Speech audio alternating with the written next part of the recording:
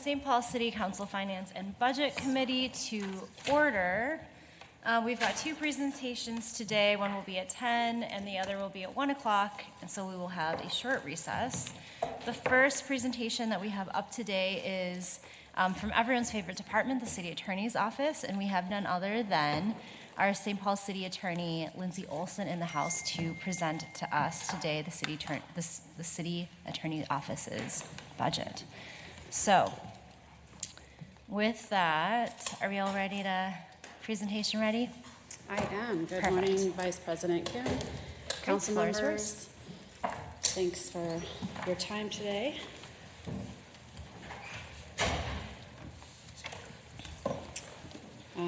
Quick agenda here. Our slides follow your basic outline, with the exception of we combined recent initiatives and ARPA projects together to talk about updates there. So the executive summary just shows our divisions. Just one quick note there. We are combining the CAO and the Office of Neighborhood Safety presentation today. I'll be doing the bulk of the brief for that. Our Director of Neighborhood Safety, Brooke Lickey, is also here today. If you have really specific questions for that work, she might be able to jump in on a couple of things. Here's the mission and values of the office. We want to highlight one update that we made this year, which is adding equity to our RISE values. And equity has always been a baseline of everything that we do, but we felt that, especially given where we're at in our community and in the world, that we needed to add equity and in specific, and so we incorporated excellence into the rest of our values and wanted to double down on our commitment to equity. Here's the city attorney organizational chart. Again, this does include the Office of Neighborhood Safety. Here's the ONS org chart. It's very high level. They are adding several new positions, which we'll talk about in more depth. And if you have questions on that, please let me know. Our 2025 budget recap, the $23.1 million number is both CAO Maine as well as the Office of Neighborhood Safety. CAO is about $14 million of that, and the Office of Neighborhood Safety making up the rest of that, and that is all of our different types of funds and grants. We took a budget reduction of $300,000 that was implemented for this past year. We added the designation for the Ethos program funding, so we actually have a line item in the budget for the first time. The program has operated for about 7 years without its own budget on a combination of money that we got from the City Council as well as some grants that we had that we don't know will be renewed. So we wanted to make sure that that program continued to have an operating budget. We received $100,000 last year, and then the ongoing operating budget will be $70,000. We also were able to shift last year one victim witness coordinator from our victim witness unit that has been on a crime victim service grant, and several of those grants are ending as well. We've had them for several years. That's another unit in our office that's funded primarily by grants that we want to make sure is able to continue its statutorily required work. So updates on recent initiatives. Ethos was expanded last year. We have had a goal to keep expanding it every year. We were able to increase referrals by 60% from 2023 to 2024, so we wanted to show the full year number. We don't have a full year number from 2025 yet, but we increased from 120 cases into the program into 202 cases in 2024. And I wanted to include a quick reflection. I know you guys like those. We did also provide a whole document with several of the reflections. They were just really fun to read. All of our participants in Ethos, or most of them, do reflections as part of their work with the circles. So we always have those coming in, and they just show how much impact this program has. We like this one a lot because it talks about the fact that this participants their experience was that this was as close to justice as they could get to in our type of system. They felt that that was just what justice was supposed to be. They didn't feel ashamed or diminished, and they wanted this type of program to be a model for how people go through the justice system, and we're really proud of that.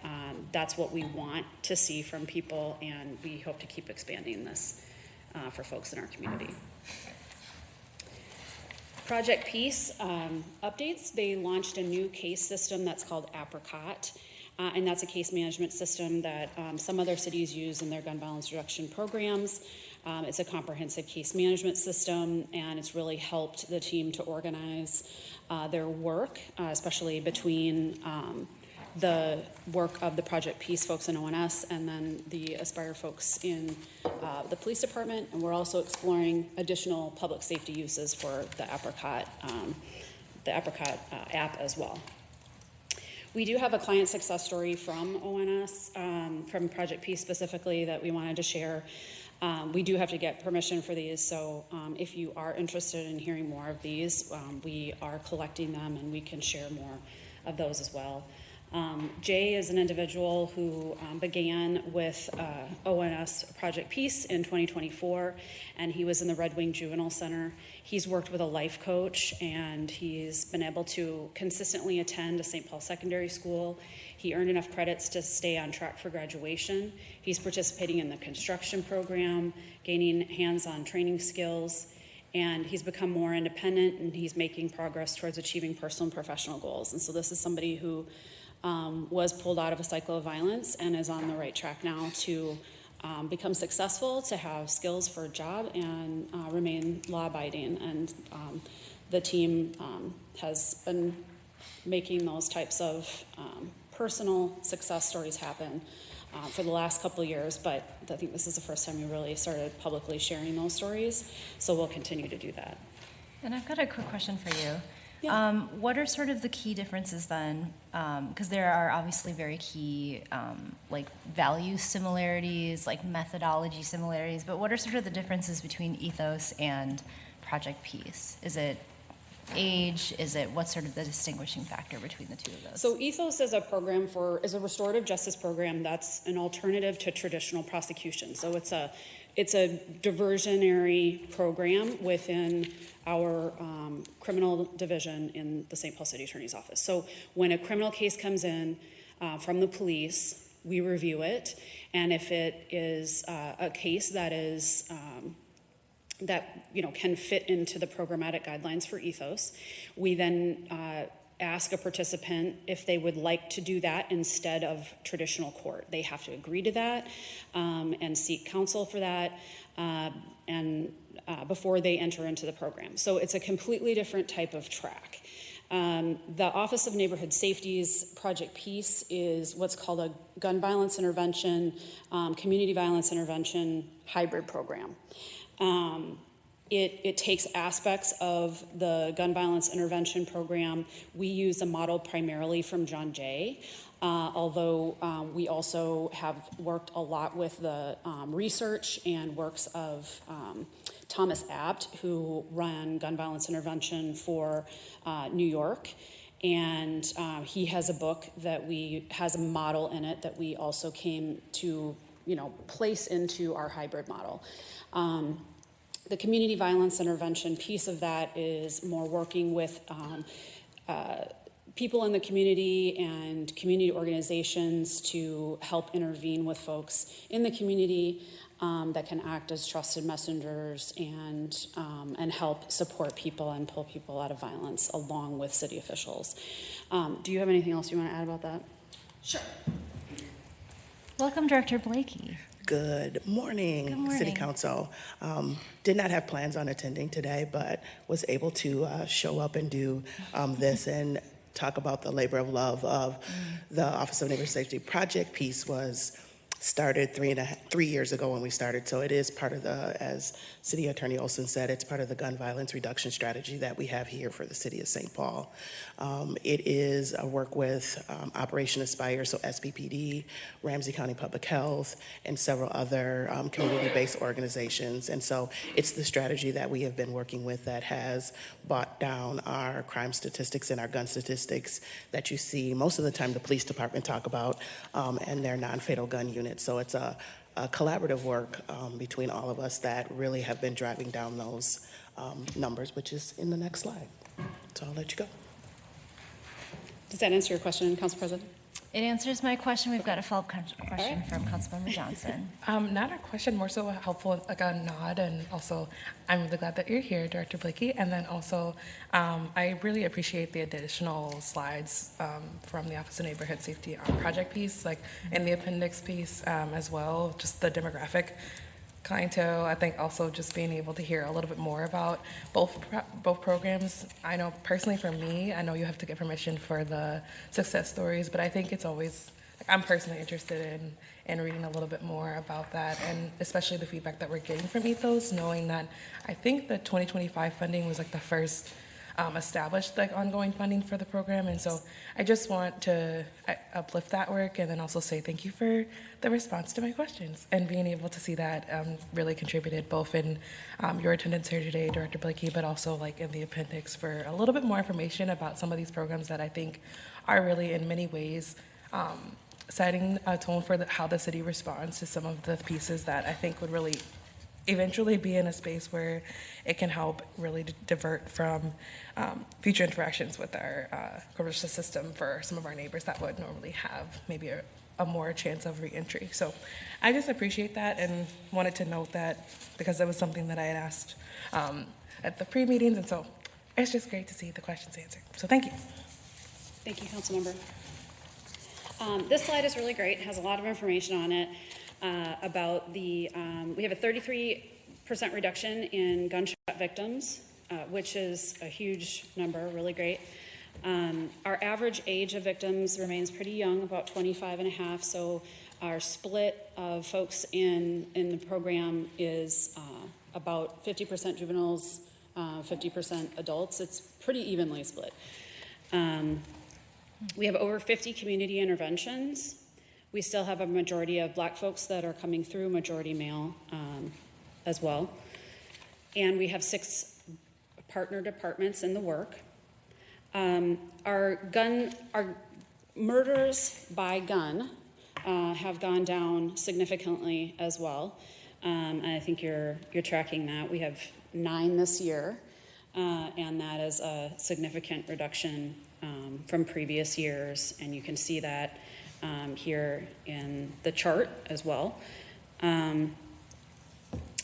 We also have a focus that we are looking at for prevention, on the prevention side, looking at, working with folks earlier, and that commitment has really been built out by adding our the new team members that are coming on in life coaching, as well as case management folks that can really step in and build out those wraparound services. And I think while you're moving to the next slide, the thing that I do really, really appreciate is seeing sort of what the case load is. And I know for some folks, if you think about case management, 202 folks through Ethos in 2024 might seem like a small caseload given what we know about like client management, but 202 is actually a huge undertaking of time and attention and investment in these folks. And I think that's just really a statement of the success of the program, is the level of intentionality you provide to every single person that's coming through that program. And so, at first blush, you might think, oh, that's quite a small number, but the amount of work that you are doing to take someone from someone who's caused harm to both restoring and healing themselves, like our framework through our public safety committee, and also then in turn healing the person that they've harmed and being sort of a much more someone who positively contributes to their community. So I really want to lift up that case management piece is just so instrumental, but also is the bulk of this work. So I just really, really appreciate seeing those numbers. Thank you, Council Vice President Kim. Those numbers I just spoke about were from the project piece portion of the team's work. But there is a crossover program that you might be thinking of, which is our gun violence. It's a gun violence reduction alternative to traditional prosecution. Yes. Yes, that has an ethos component. Yeah. Thank you. Yep. Here's another project piece success story that we wanted to share. It's a little bit longer. I won't read it out verbatim, but please take a moment to read it. This is from a family member. One of the things that has been really great about the work of the Office of Neighborhood Safety team is that they work not only with the individual that is involved in gun violence themselves, but also their family. And so that is part of the work, is ensuring that they have stability in their community, and they have stability in their home. And a lot of times they may have siblings or other relatives that are also involved in gun violence, or things happening in the home. So we look at, what is the cause, what are the causations of that criminality, what's, underlying trauma is happening, things like that, so that we can really assist somebody in not only changing their own path, but having the supports to keep moving in that positive direction. So this is really important as well. And I wanted to call that out because sometimes it's not exactly clear, like, why are you helping a family member? Why are you spending this time on a person who isn't the justice-involved person specifically? And this individual was also, you can see, out on the streets, did not have a good direction, and really, really benefited from the work with the life coach, and considers that person to be a support in their life that helped them get on a path to get their GED. And he, is saying, if, without Andre, my life coach, I would just be another guy out on the streets trying to figure out his life. And so, this is the real work that's happening with those folks every day. This is a continuation of the recent initiatives, specifically the ARPA projects that ONS has been working on. So, as mentioned, they onboarded 3 life coaches, and those are specifically for the project piece, GVI, CVI work, and they're working with the group violence intervention folks. The NSCC hosted 3 Goals Not Guns campaigns in partnership with Face to Face Academy, also St. Paul City School, and Youth on Board. St. Paul Rec Centers is hosting the final campaign, and that's going on right now. And those contest winners are going to be announced shortly. I was trying to get them here today, but they're not announced yet, so I don't want to give away any of the secret information at this point, but we'll be getting, I think, 3 new shirts, right? So that's exciting. They're always really cool, and we'll be putting that information out so that folks can support these organizations. The money does go back to those organizations. They also piloted outreach with Boots on the Ground Community Patrol and in partnership with SPPD, and they went to priority locations through one of the micro grants that the NSCC does. And they have also been hosting the ONS podcast, which I hope you've had the opportunity to listen to. They have partnered with a broadcast organization as well that can carry up to 150,000 listeners. So there are a lot of people that are listening to the work that's going on in St. Paul. So there are other platforms that are carrying that podcast in addition to St. Paul's own platform. And that's pretty exciting. And this is just a little more on the 3 schools that have been working on the Goals Not Guns campaign. I thought this was really fun. These are the shirts from the April campaign that had been announced. Unfortunately, you can't purchase them anymore, but if you're excited about these shirts, you'll be excited about the new shirts. We also have an update for data practices. We'll be bringing in a centralized group to handle data practice requests.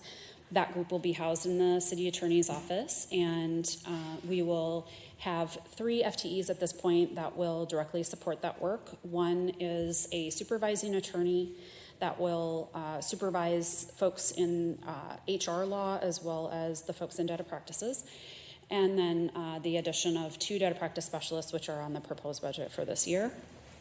And we're working also on building workflow with the council director, the city clerk, yourselves, OTC, and folks from the mayor's office. Here's some brief information on the criminal backlog. Now, if you remember, that's an ARP funded project as well, and that there are 6.5 ARP funded attorneys and staff that are currently in the office that will be ending their time this year.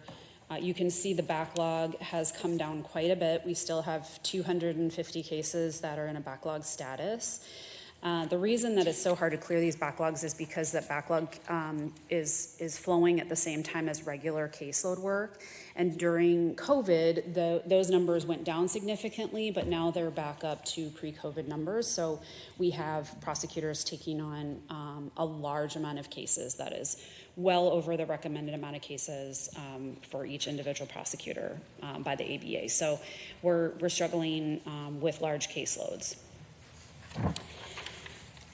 In 2026, here are proposed changes. As mentioned in the last slide, we've promoted a senior attorney to supervising attorney to build that data practices group, as well as supervise the HR attorneys. We have 2 data practice specialists that are in the proposed budget. We're eliminating a law clerk that has been housed in the litigation division, and we took an attrition adjustment as well for a total of $165,784. And we also took a reduction from the travel and training budget, $9,752, and an ONS reduction from their subcontractor budget of $154,000 for a total of $163,752.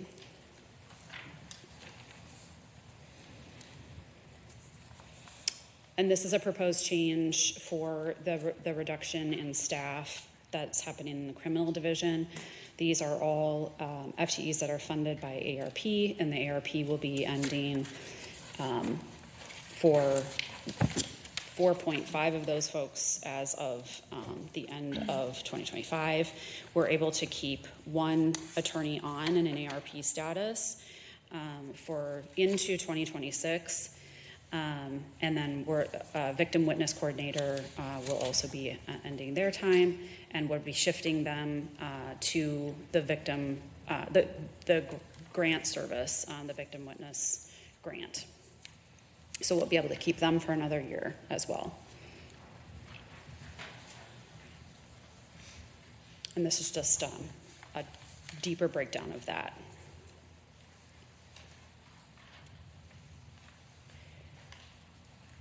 Here's a budget summary on our spending by fund.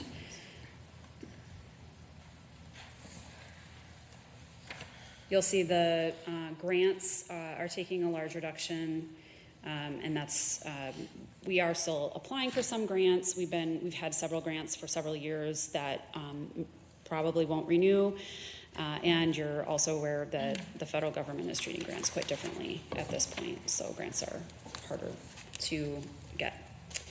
And then the 79% reduction in the criminal backlog project is about the ending of the ARP money and those staff. Yeah, we've got a question, Chair Johnson. Oh, sure. Thank you, Council Vice President and City Attorney Olson. I have a question. Just can you help me kind of further quantify just some of the work that is captured in the criminal backlog project and the kind of the victim witness coordinator, like the kind of roles that we're referring to and just the work that they do? Sure. It would be helpful just to fully like capture, like I hear the funding pieces of it, but like I don't actually know how that translates to the work that is being done that wouldn't be done if we aren't able to find alternative funding sources in the future. Yeah, thank you, Councilmember Johnson, for that question. The work that is being done by those 5 prosecutors has concentrated largely on reducing that backlog. So you saw those numbers go from over 3,100 down to 250 cases. But there's still, those 250 cases that are there. The addition of those 5 attorneys has helped shift the caseload across the office as well.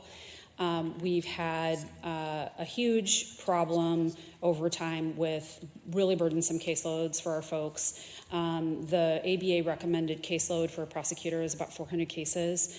Our folks carry anywhere from, like anywhere between 500 to 600 cases, and then it will shift to even more when these prosecutors leave. Is that right, Jess? Okay. That's numbers off the top of my head.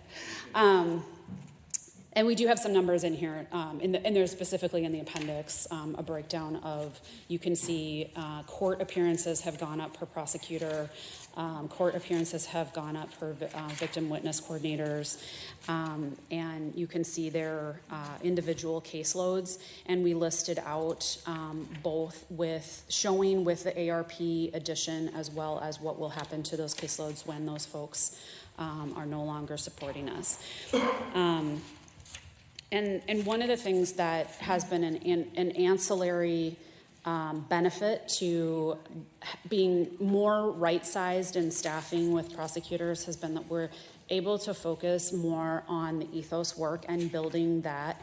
The ethos work is not something that is required. We do it because we feel that it's important. Those diversion programs are kind of taken out of hide for us, and we think it's important. We are committed to that work, but having the supports to have attorneys going into court for these cases every day, which is our statutorily required work, has allowed us to have other staff that has been building out the ethos work, and so that has been a real ancillary benefit that we're going to be struggling with and figuring out how to keep the staff that we need to support ethos as well as staff cases. So Yeah, I think as a follow-up, one of the common themes of this budget cycle, I feel like that has been articulated from multiple presentations is trying to capture, the cost of doing business. And I feel like some departments,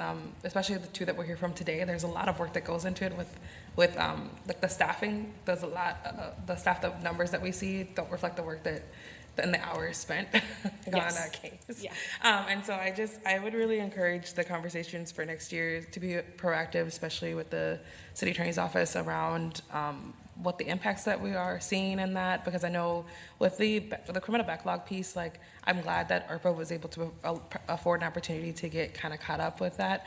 It does make me wonder about like what happened when we didn't have the ARPA money to do so, like how we managed, and then also just how do we prevent from getting to a place where we have 3,100 cases of backlog in the future if we're not able to fund those. And so I consider that a part of the business conversation, and so I would just say that I welcome that conversation in advance of the 2027 budget cycle, knowing that we have this potential, I think, to plan ahead a little bit. And this may not be like the most, it's not the shiny budget topic that that fosters the headlines in different spaces, but it's incredibly important. And so just wanted to echo that and share that kind of raised my eyebrow a little bit when I was kind of going through that and wondering what some of the work would be if not for the funding, if we aren't able to get the grant funding. So just some pieces, but wanted to articulate that to you just to let you know like that that is actually something that I slightly raises concerns to me, but also think that we can plan accordingly. And so there are a few places that I see opportunities for that.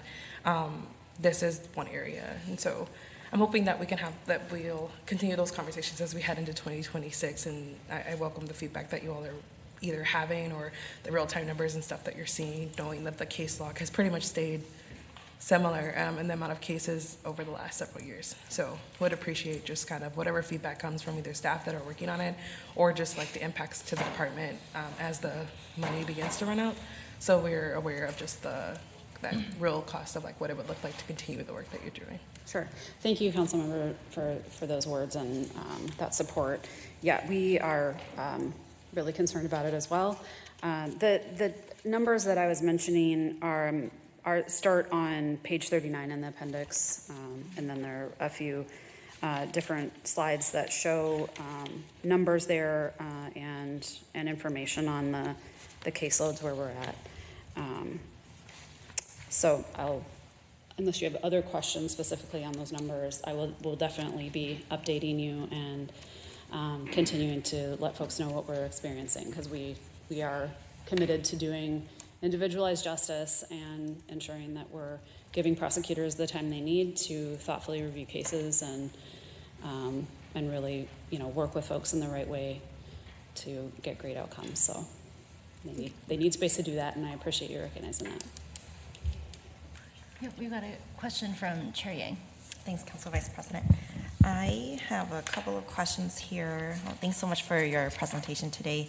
I'm looking at the 2026 proposed changes slide, and I'm wondering if you can explain a bit more about what the data practices specialists will be doing, and also how did you all make the decision to fund the 2 additional positions for those 2 additional positions rather than continuing some of those attorney positions in the office overall, the ones that were funded by ARP? Councilmember Yang, council members, thank you for your question. So the data practice specialist, the data practice centralization was a priority for the mayor's office, and in shifting the work really from the work of departments. So right now, the data practices is done in a more decentralized way, kind of by department. Each department has a person in their department who is assigned to that work, and the data practices work may be their full job, or it may be an additional duty for a lot of people. I think a lot of the departments have their PIOs doing that work. And so the mayor's office recognized that we could, have a more streamlined system, better coordination if we did some centralization of that work. And most other cities have groups that do data practices for the city that focus on that work all the time. So they have training, and background in specifically working on the requests, and then also working with, our city clerk as well in that process, of course. But I would say for us in the process, it wasn't a question of prioritizing those specialists over our attorneys. We did request, that we are able to keep. Actually, for several budget years, we made requests to keep the folks that were on ARP because of the reasons that we've talked about, just in terms of the caseload and the effect to the work. And the data practice specialists were placed at a higher priority to build that program for this budget year in the conversations that we had with the mayor's office, and that's where we landed. I know this year is a particularly difficult year for a couple of reasons, so that's where we landed out of the process with the mayor's office, is bringing those 2 new positions in, and those are non-attorney positions that would be folks directly supporting the centralization of that work. Okay, thank you. I appreciate the explanation, and I know that the decrease that we see in the proposed spending for 2026, it's really because of the ARP dollars getting exhausted there. So I know that you all are always looking for ways in which we can seek grants for positions and just programming overall, and I want to thank you for that and encourage you all to keep doing that too, because it is a significant decrease that we see there, the $2.8 million. And then I have another question too. Mm-hmm. I'd like to go to the slides about the NSCC Goals Not Guns campaign. Sure.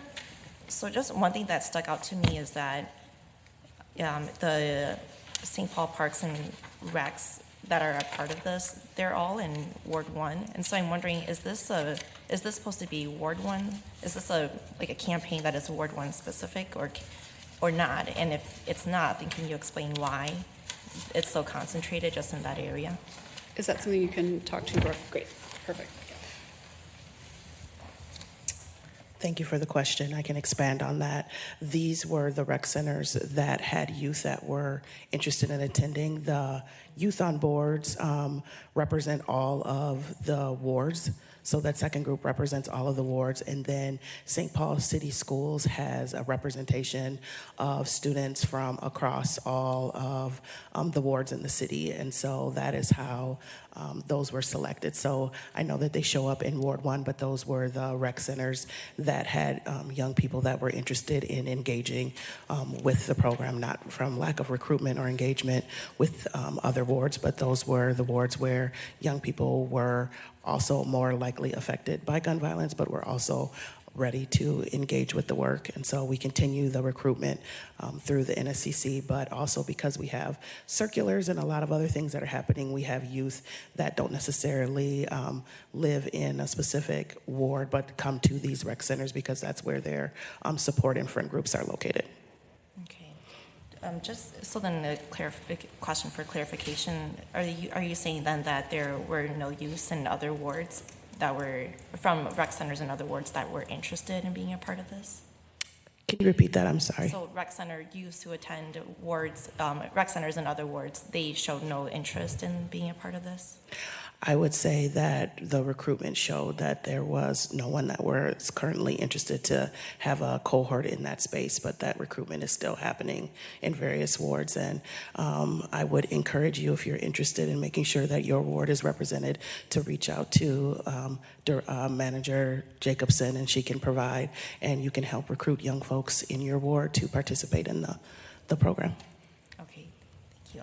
I just have one last comment to make on it. Yeah, I'm bringing this up because for me, like, I do want to have an interest in making sure that programming that is funded by the city, that the work is spread out. And I'm hearing what you're saying, Director Bilicki, about the interest, the concentration being in Ward 1 here. But I'm just recalling, other conversations that we've had, even at the library board, where even in one of our library programming for youth that is Ward 1 focused, and there were many of us at the table who were like, hey, we're really interested in bringing that to our Ward 2. I think it was around one of like the bus vehicles transporting kids to the programming that was offered in Ward 1. And it is really important to spread out the work or the programming. And I mean, there's even incidences over in Ward 5. This was really recent, where a youth carried a gun to school. It's so common for us to be hearing stories like that. And so definitely, like the interest is there, I know, like in our youth to be a part of these. And if the recruitment is being done, I think that's really great, but I think we should have larger conversations and be more strategic about how we can have the work be more spread out, knowing that there are other areas in our city that have very deep disparities too. And I just want to name the East Side and North End areas being part of those. Councilman Marine, respectfully, it should be noted that a lot of our work does include other wards. Again, as City Council Olson stated, a lot of that information, those individuals don't like to be recognized in the work. And so it's very hard to come in front of the City Council and put things out for individuals that aren't prepared to have their name recognized in that space. But the young gentleman that took the gun to school, we are working with that family. So the work that ONS is definitely represented outside of Ward 1 and other representation, but I would encourage you to engage a little bit more with Director Jacobson and the Neighborhood Safety Community Council, and then therefore you would be a little bit more clearly informed about the members that are in your ward that participate in activities in ONS. And so it would be welcoming to have a little bit more interaction from you council members, so that when we come and talk about individuals, you'll be more clearly informed about the individuals that participate in your ward. Great, thank you. Yeah, I also really appreciate that invitation. I was at the rec center last night and saw some of the GBI programming stuff there. So, and advertised, but again, it's like the interest of the kiddos that are showing up too. So I agree, and very interested and appreciate the open invitation. We have Councilmember Coleman, back to Councilmember Johnson, and I see Councilmember. I'm just going to respond to, but we can talk offline. That sounds great. So, Councilmember Coleman. Thank you, Vice President Kim. Thank you, City Attorney Olson, and thanks for this presentation. It's been very helpful. I just want to go back quickly, sorry to bounce this around, but back to the data practices specialist. I'm curious about, that strikes me, I see a lot of value in kind of centralizing that operation. It strikes me as a place where we might expect to see significant savings, either in terms of staff resources that are currently being more difficult to account for because they're across departments. Also potentially in terms of revenue saving for the city, if we think that more standardized operations will prevent litigation as a result of things slipping through the cracks around data practices. I'm just curious if there's been any attempt to quantify that or any reflections on, I don't expect that we'll recoup those costs directly, but where we might see kind of tangible value in other ways as a result of consolidating that work. Thanks, Councilmember Coleman, for that question. Yes, I would anticipate that that's the case. I think that's one of the reasons that we're looking at the centralization of it. I don't know that we have historical data on how many hours are spent by PIOs across the departments on gathering information because it has been decentralized that way. We have done some preliminary work. I know that one of my deputies, Orchard Flowers, as well as the HR department, did initial work to, in thinking about the idea of centralizing and what that work would entail. We had recommended a few more staff than we're initially getting. And I do anticipate that we'll see the need for additional staff because our data practice requests have continued to increase just in volume as well as number. So that accounts for, like just a trend line that's going up for people's time and attention to these requests. And I think having folks that do the work all of the time and maybe a closer coordinated system between the functionalities of OTC, so how we can pull data and where data is stored, I think is also something that can be closer coordinated. There is an OTC staff member who is pretty much been dedicated to data practices work throughout the city, and this would be a way for that person then to support into this team rather than taking direction from 14 different points of contact in all those different departments. So we expect to see some streamlining in that work as well, and we continue to work with OTC on kind of centralizing where the data is held and how it's held, so that it's easier to pull than it is now. Thank you. Yeah. Councilmember Johnson. I guess my question is related actually to Councilmember Yang as a follow-up from on the front of gun violence prevention. I was just curious and wondering if we're working with at all the World Youth Connect and their Safe Streets, Safe Lives campaign in any way, just more so out of curiosity of other avenues for potential partnership. And I know that some of the young folks are pretty involved on the east side in particular, and so I just was more curious if there was any sort of outreach to them or coordination that way.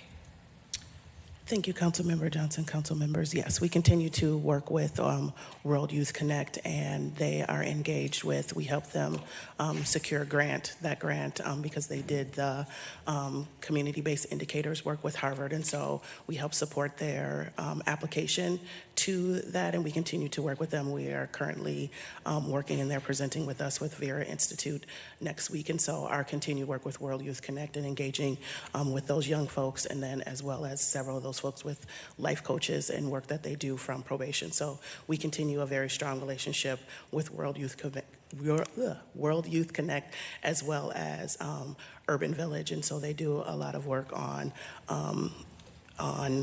that end of the ward. Again, like I previously said, a lot of them don't want that recognition because they are trying to protect and not glorify the work that they're doing with young folks that are in places of struggle right now.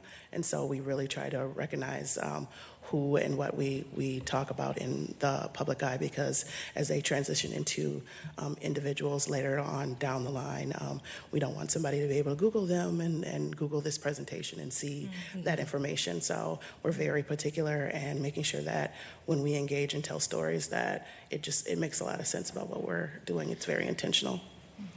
Thank you.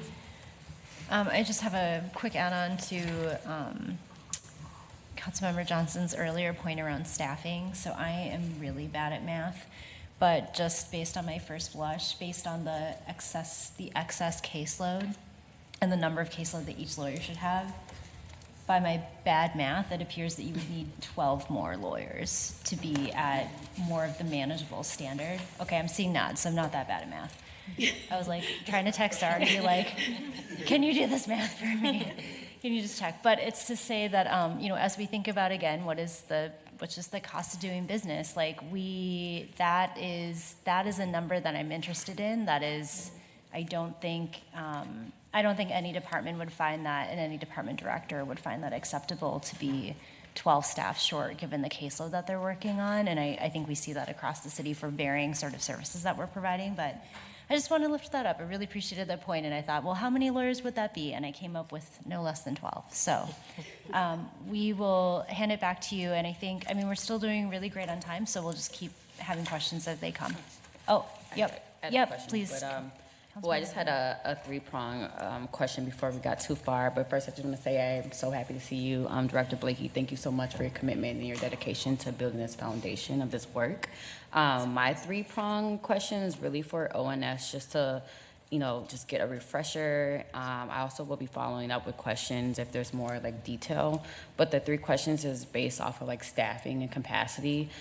Just getting an update, because I remember last year we talked. I'm committed to creating unionized positions, and I know that had took a while. So just curious around if we have met, if you have met the fully staffed goals, and also just any impact on program delivery. And then my second question is around funding with the impact and the reduction of federal funding. What does that mean? How is that impacting current services?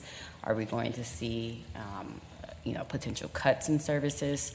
And then my last question is just, connected to the second question, but just what is the plan, the strategic plan for 2026, just with the adjustments, and especially with, we're seeing temporary closures of the library on the corridor. There's going to be a lot of need. I'm just, wondering around what is the strategic plan for 2026, especially with, the challenges of the deep reductions that we're seeing in this budget. Thank you, Councilmember Bowie, for your question.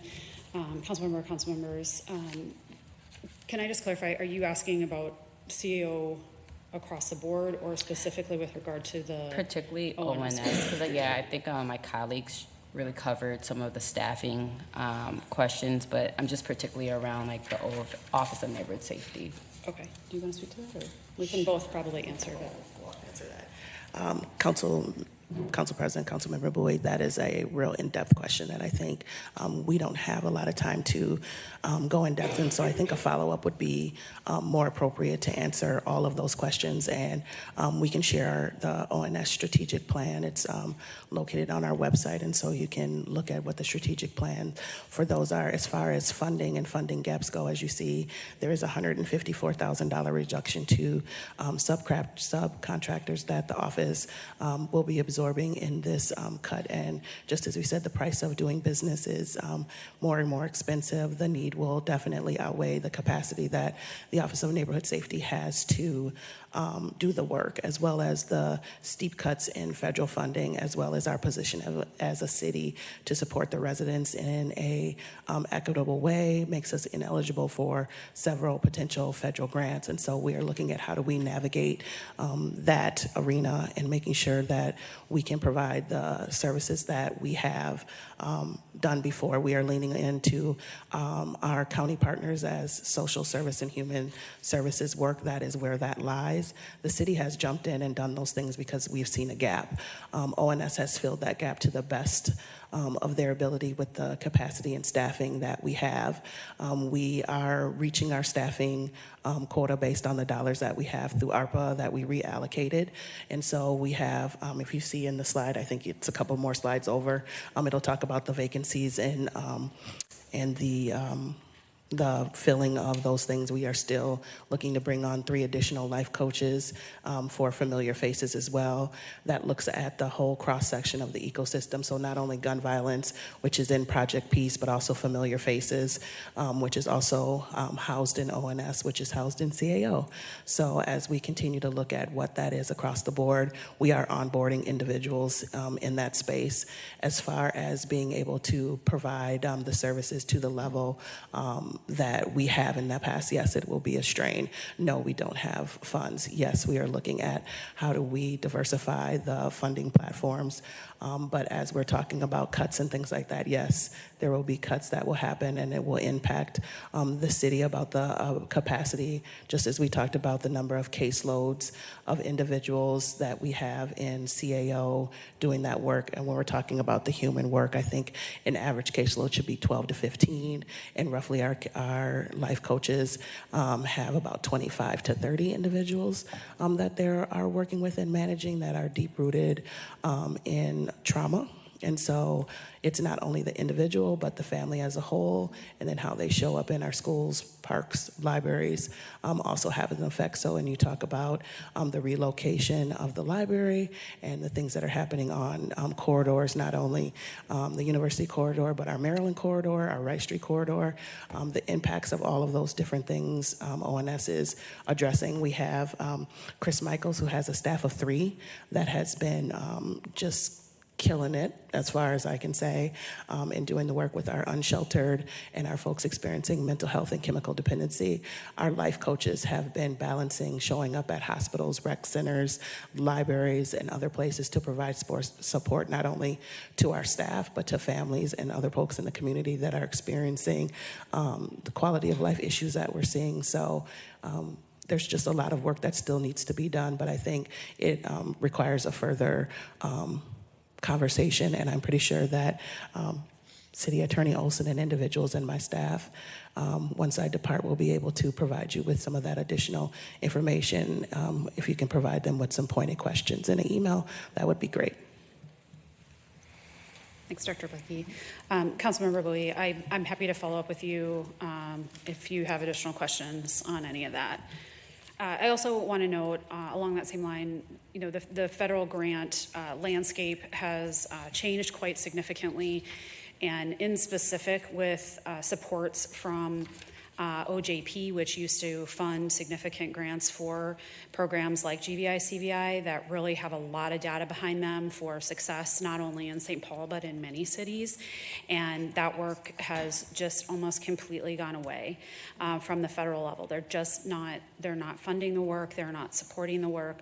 And so that is a direct impact that the city is going to feel, because we had been in the past receiving a lot of support in training and in grants through the White House, through OJP, and supporting the great results that we've gotten so far.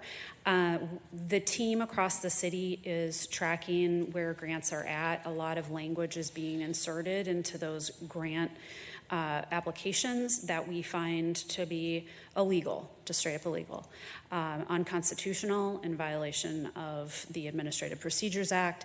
The city has filed 2 lawsuits so far with a coalition of other cities that are currently in process. We have injunctions on 2 of them allowing us to proceed in applying for grants for various departments across the city, and we expect to file additional suits in the not too distant future. So we're really tracking a lot of those effects, not only to ONS and the work that they do and the support that comes through there, but also to other departments across the city for just fighting for the money that's due to our communities.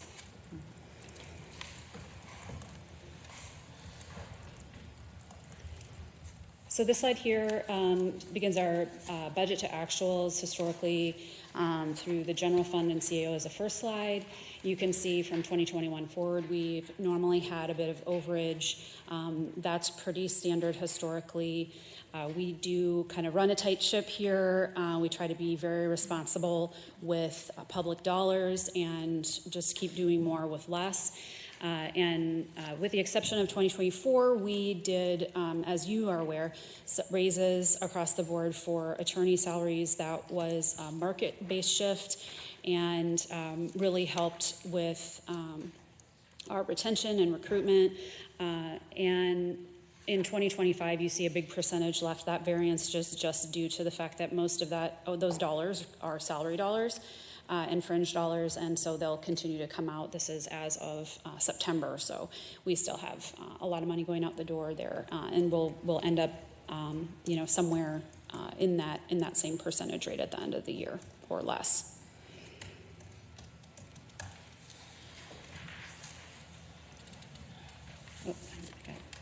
Blew through ONS here. There we go. This one is the budget to actual general fund for ONS, and the office started in 2022, so that's why you see it only back to 2022. The original variance there is from positions that we've been trying to hire. A lot of these positions are new to the city. I know you've heard this before, but they've been challenging to hire, to find the right background, the right experience, with the right individuals to fill those positions. So some of them we've had to build from scratch with HR. They're new classifications as well. So a lot of that work is kind of behind the scenes work that has pushed out the timeline on our ability to hire. And we've also shifted from the general fund due to the budget this year in specific, money into special funds that were coming out of general fund accounts. So that's the variance that you see this year. Has to do with some of that, kind of looking at, how are we supporting the budget freeze and, and trying to recoup for the city. That was a request from OFS.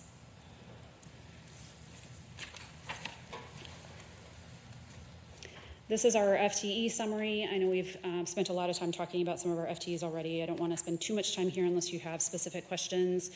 You'll note again the reduction on the 5.5, and that is the criminal backlog project that represents the prosecutors there, and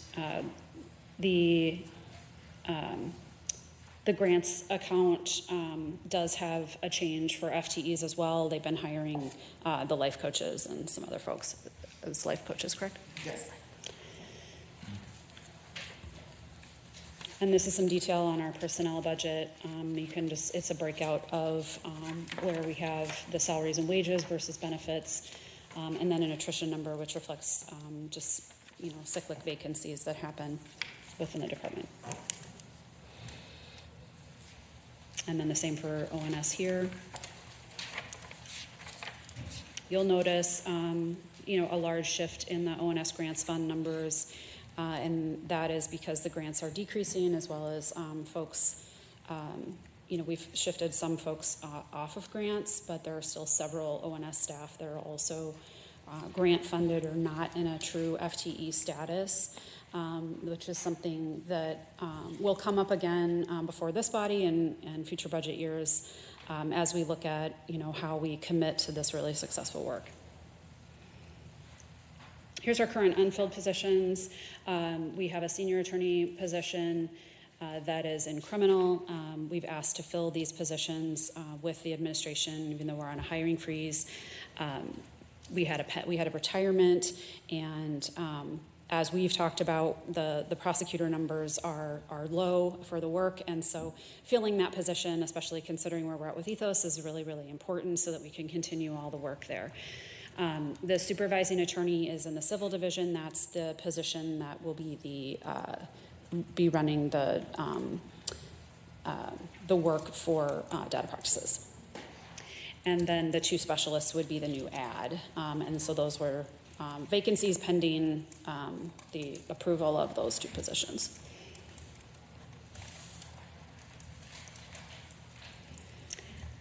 The unfilled positions in ONS, I know that I think Councilmember Johnson had a question about some specifics on these vacancies, and we will be following up with you as well to make sure that your questions are answered. But we, the three that are vacant, the three different classifications are the project manager for GVI and the outreach specialists for Project Peace, as well as life coaches. And those have been in process of hiring. They've done interviews. They have several offers out. So we're hopeful that those positions will be able to be filled up quite shortly. So. And I know I asked I asked the follow-up from them, so I won't go into that. But I think just for context pieces, I know like the different positions that were established through the Office of Neighborhood Safety have been have taken a little bit longer when it comes to setting it up through the HR process and all of the things. Do we feel like that's like the precedence for, like, is that like the setup piece is taking the longest?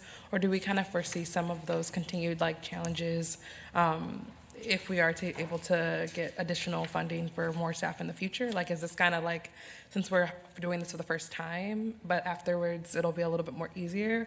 Or do we kind of foresee just like it continuing to take a little bit more time through the traditional, bureaucratic process?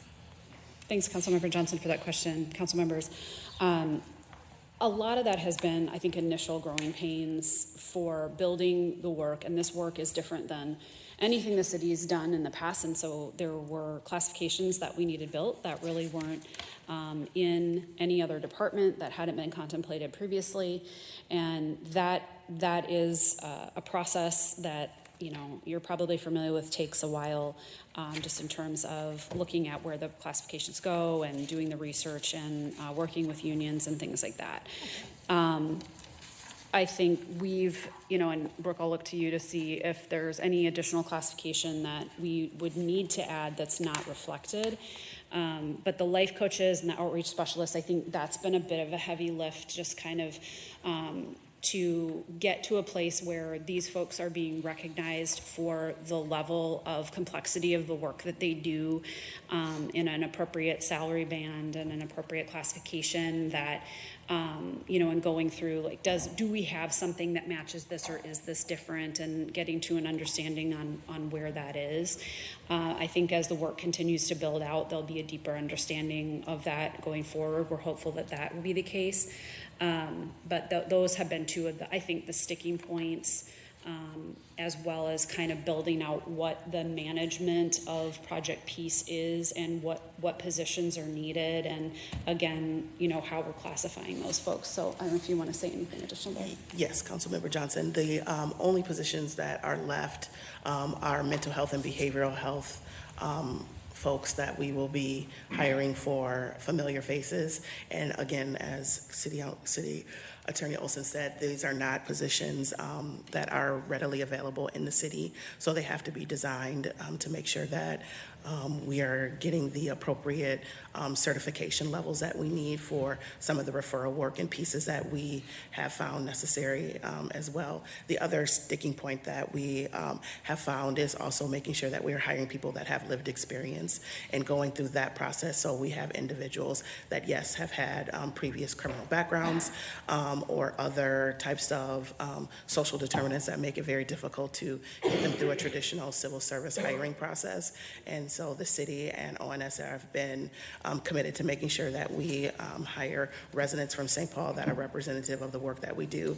And so it has taken just a little bit more time, but I think thought and carefulness and planning has been put into it. And so it's kind of worth the growing pain, and just making sure that we are giving people livable wages for the work that we do. A lot of the individuals in the work that we're doing are very similar to those that we find in our police department, and trying to make sure that we equate the work that they do to the same work that some of our officers are doing as well is super important.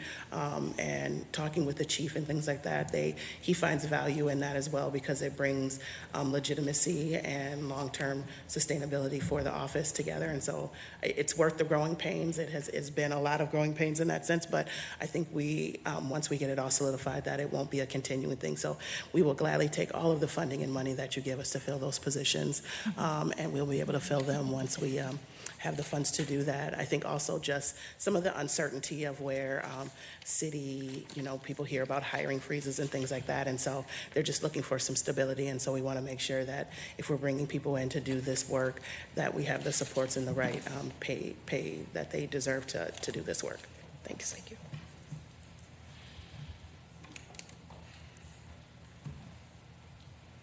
I know we've got a little bit of time here, so I'll move into the appendix.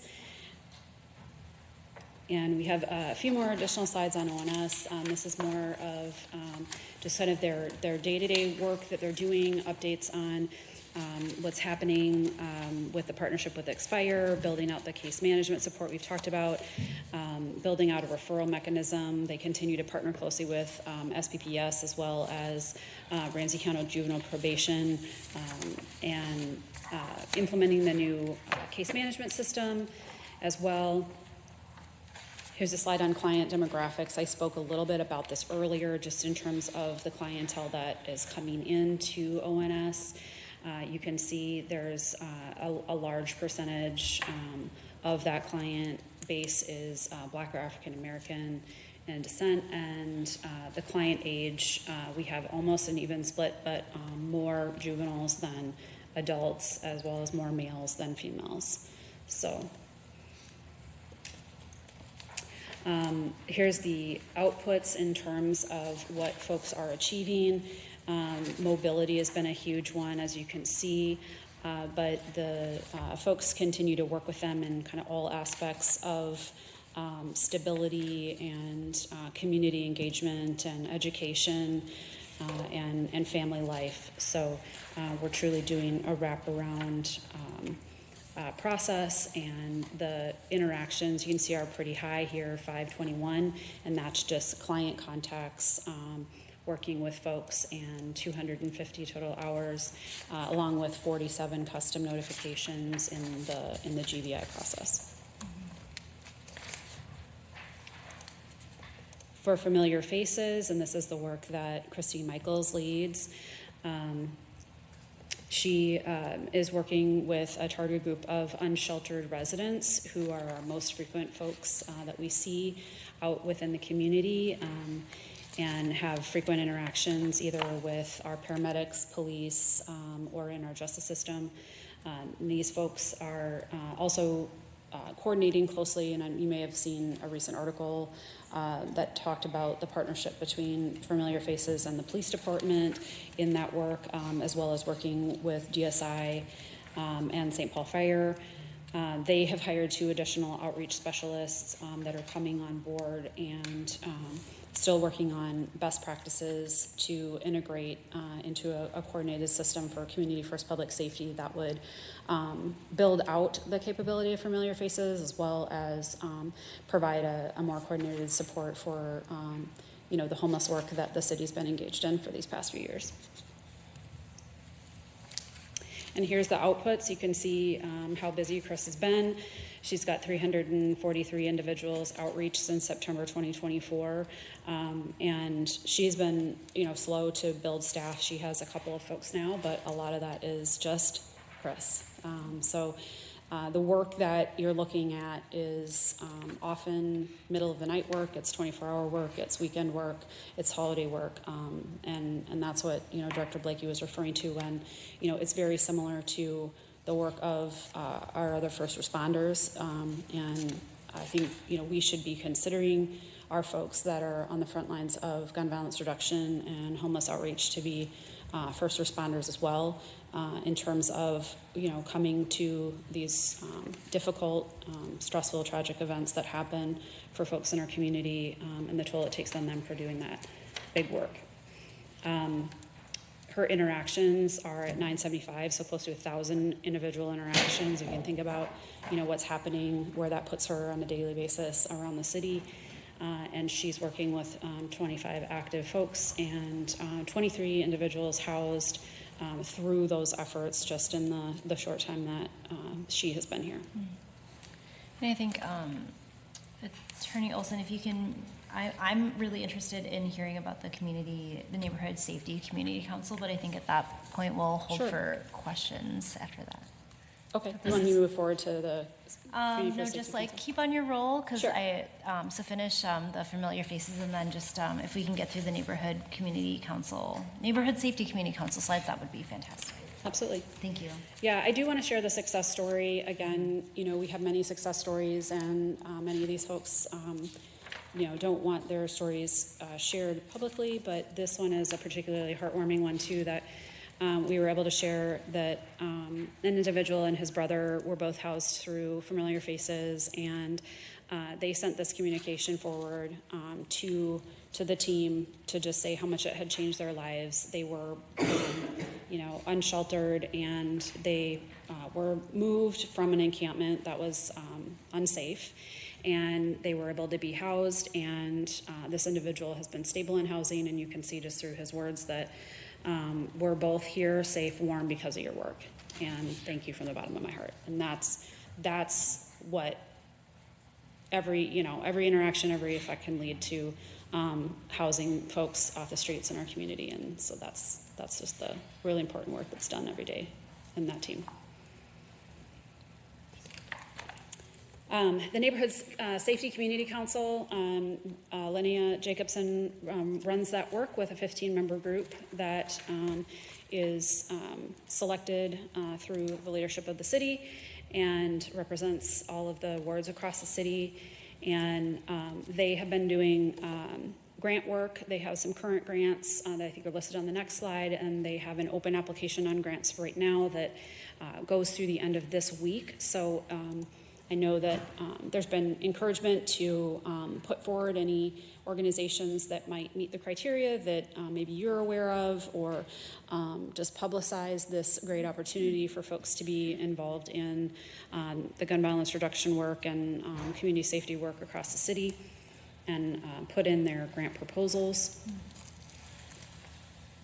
These are some of the things that they have been working on, and we had a slide earlier as well about a lot of the things that they had done with some of the ARP funding that had been provided. They've done 9 meetings to date as a council, and they have been involved as Safe Summer Nights as well. And they've done a listening session that happened last year at the Unidale Library. And there was a report that came out about the work there and some of the conversation that happened with the community in that space. They've also had discussions and done research on zoning and work with the libraries and rec spaces, as well as the Goals Not Guns work and the podcast. So here are the three current contracts that are coming up to an end, either at the end of 2025 or beginning of 2026. These are 3 of the contractors that they've been working with, Boots on the Ground, and Quamora. They've done the OMS podcast and been able to help us put that out.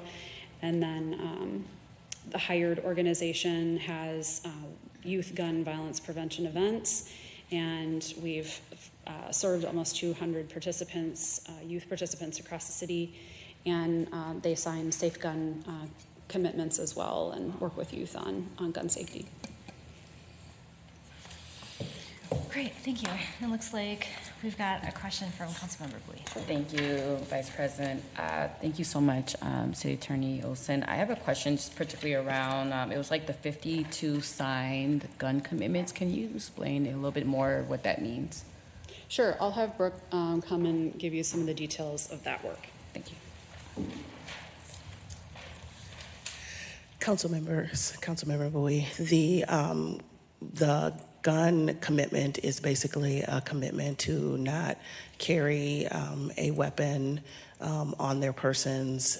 These are youth that have made a pledge. It's kind of the same as you see in DARE to stay drug-free.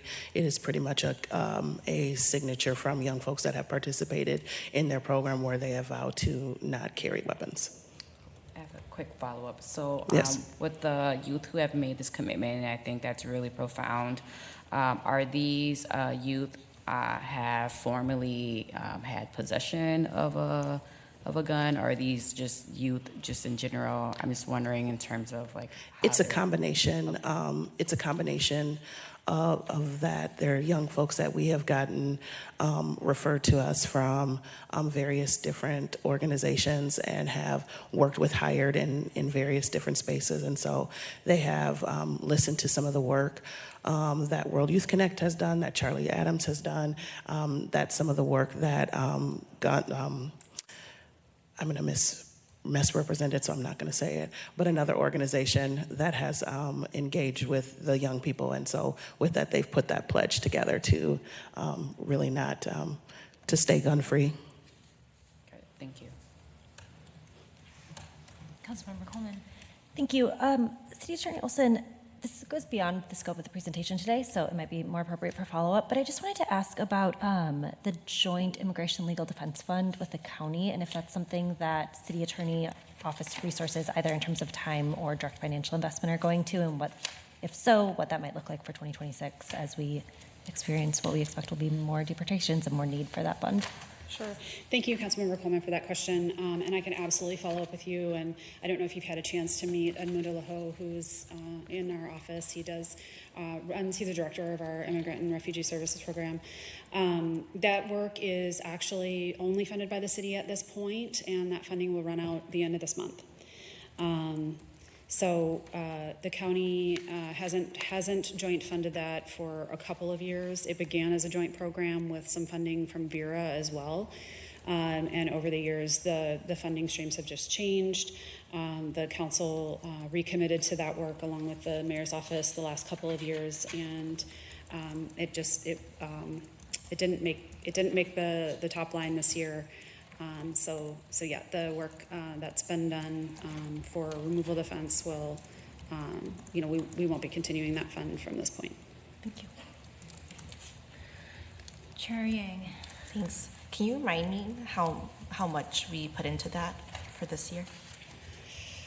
I will have to get back to you on that. I don't recall.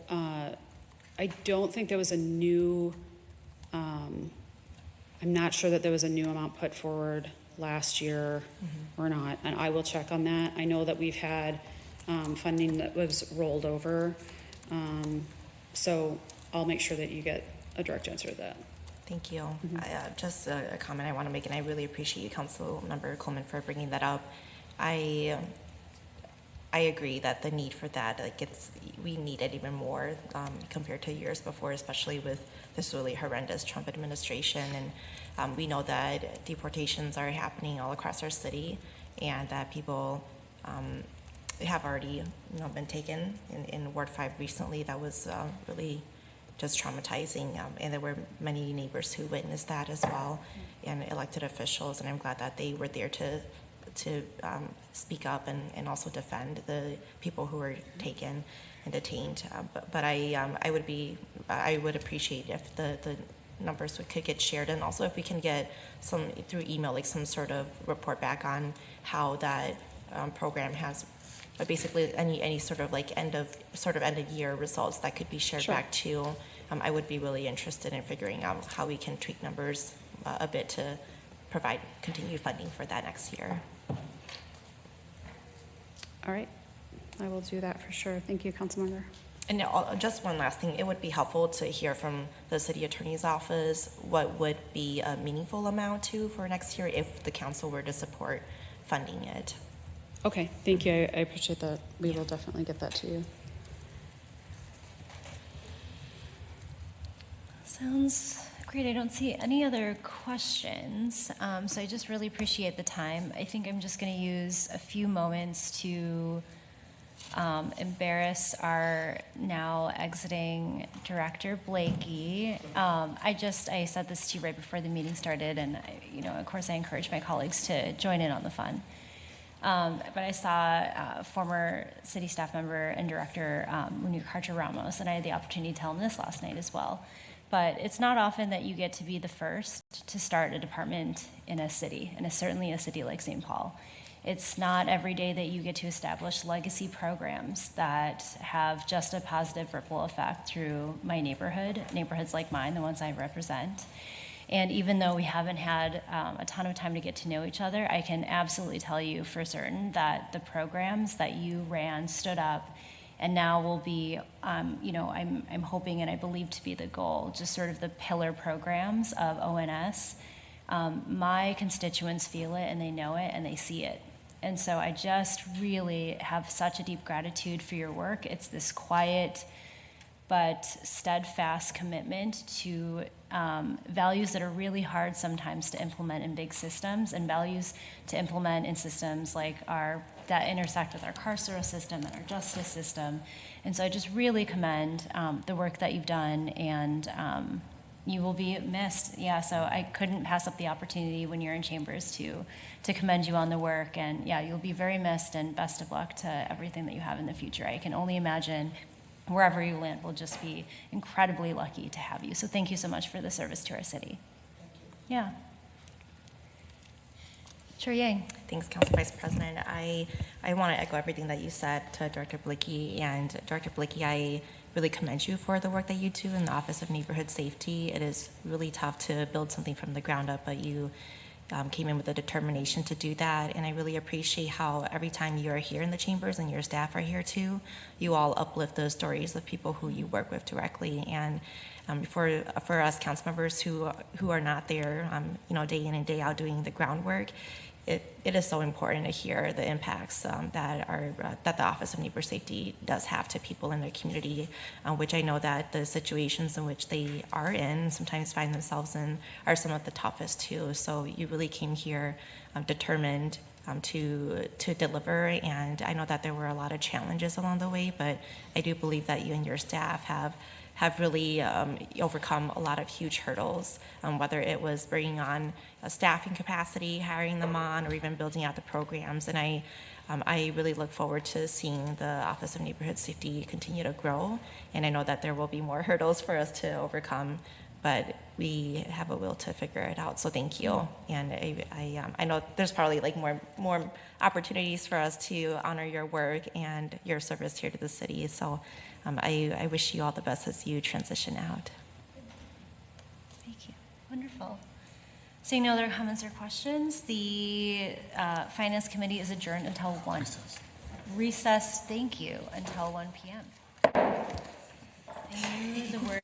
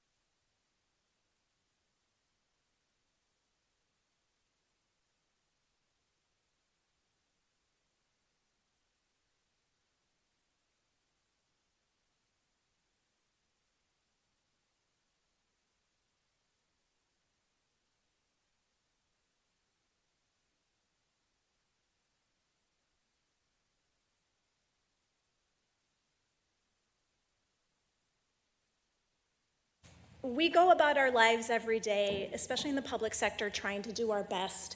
And one thing that I've come out of with this recovery and coming out of this incident is a renewed love for the city. My colleagues here, our colleagues here, are top notch. When we were going through this, if I went to any single director, if I needed something, if they needed something from me, they came to me with, what can I do to help you? We're okay, everything's fine.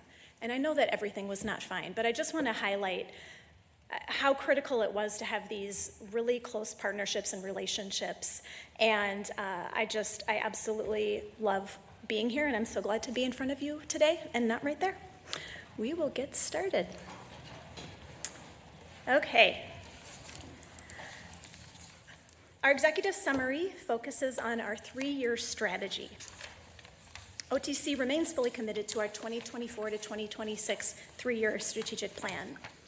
From the outset, this plan was designed to be forward-looking, deliberately aligned to the major changes needed to improve our security posture, modernize city technology, and strengthen resilience.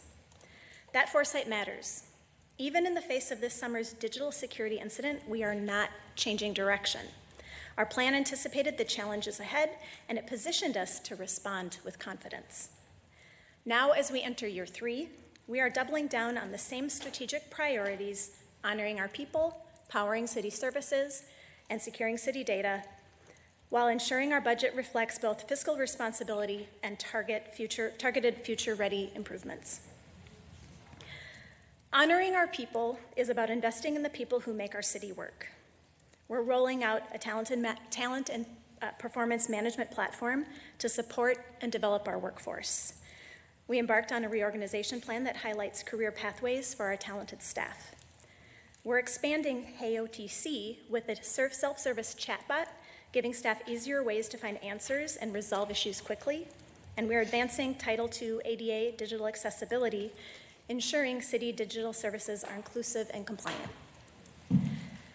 Powering city services is about strengthening the backbone of city operations. We're completing a timekeeping system modernization. Yeah, no worries. This just quit showing. And we can connect to the main if that's easier.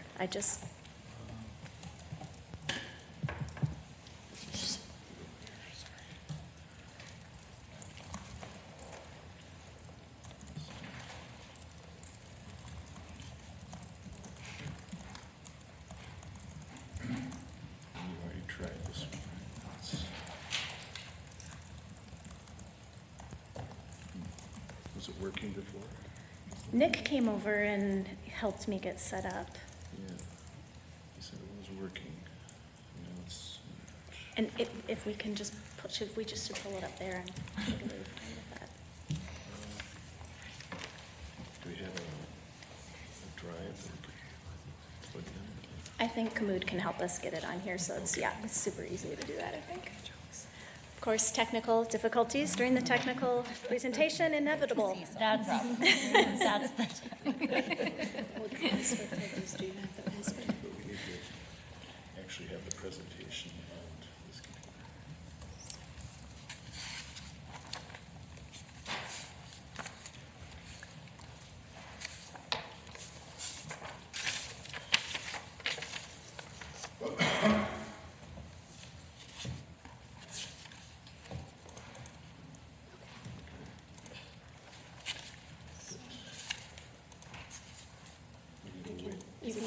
You can get on there? Yep, perfect.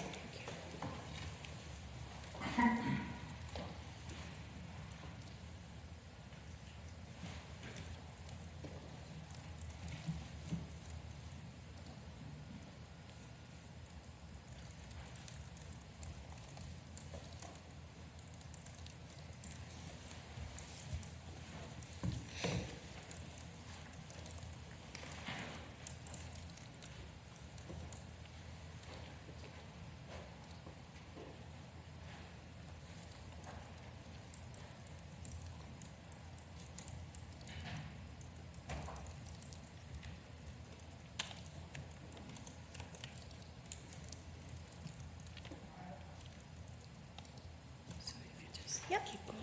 All right. Okay, back in action. I was talking about honoring our people. I was moving over now to powering city services and the work that we've been working on, including our timekeeping system modernization, implementing our enterprise reporting platform, enterprise technology governance framework, and really this is all about bringing alignment and accountability across city departments. I want to focus on our optimization of stpaul.gov, which is wrapping up right now. That's about modernizing the city's digital front door for residents, businesses, and staff. We've improved 6 departments' web presence, including HERO, PED, Police, Public Works, Garbage and Recycling, and Parks. In November, we'll launch the new version of stpaul.gov that will include improved navigation and wayfinding for the site, responding to user feedback about the site using data-driven and a user-centered approach. And we're providing critical support of enterprise priorities via the Community First Public Safety and downtown revitalization efforts. Safeguarding city data has always been at the heart of this plan. We are advancing network and infrastructure modernization, building resilience into the city's technology environment. We are completing network event recovery and hardening, ensuring lessons from this summer's incident lead to long-term defenses. We are working toward a data governance framework for the city that will strengthen security and privacy while enhancing departmental collaboration, operational efficiency, and AI readiness. And we're formalizing identity and access management, the framework for secure, reliable access across city systems that was previously distributed across our OTC teams. I'll provide additional details about our budget in the coming slides, but here's a quick 2025 to 2026 snapshot, which includes net reductions in both years, with the addition of a 1 FTE proposed reduction in 2026. However, there are some critical investments being made for 2026. A $60,000 special fund investment on part of a joint initiative between OTC and OFS to audit and plan for a consolidated and more efficient enterprise mobile data management plan. Cybersecurity investments totaling $1,081,000 added to strengthen the city's ability to prevent, detect, and respond to cyber threats. That includes a $700,000 one-time investment and $381,000 in ongoing funding for enterprise digital security technology in the Central Service Fund, financed through a general fund transfer.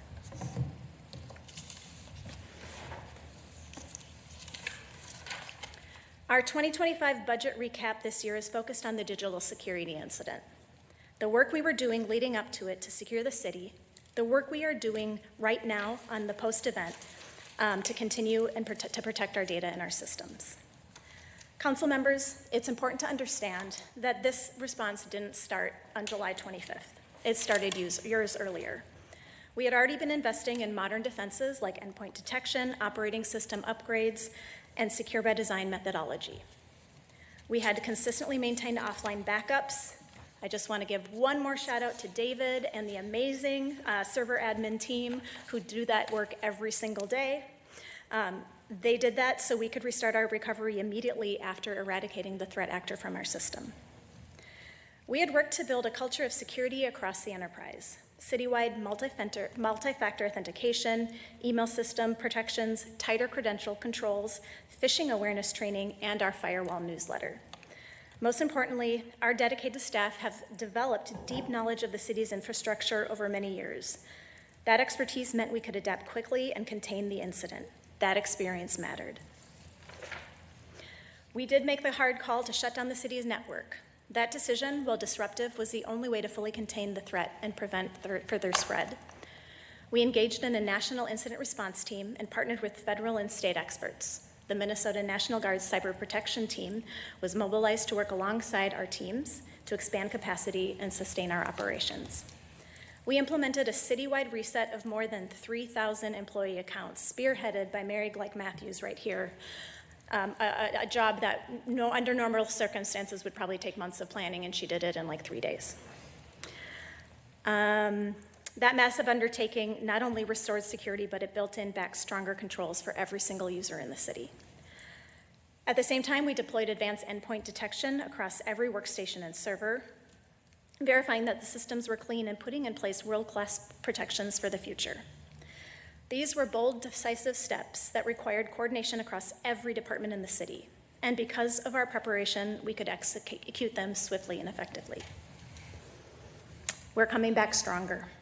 The recovery has been remarkable, and it's not by accident. We had clean, unencrypted backups so systems could be restored with confidence. We implemented a structured check-in, check-out process for employees for the devices, ensuring that no compromised machines were allowed back onto the network.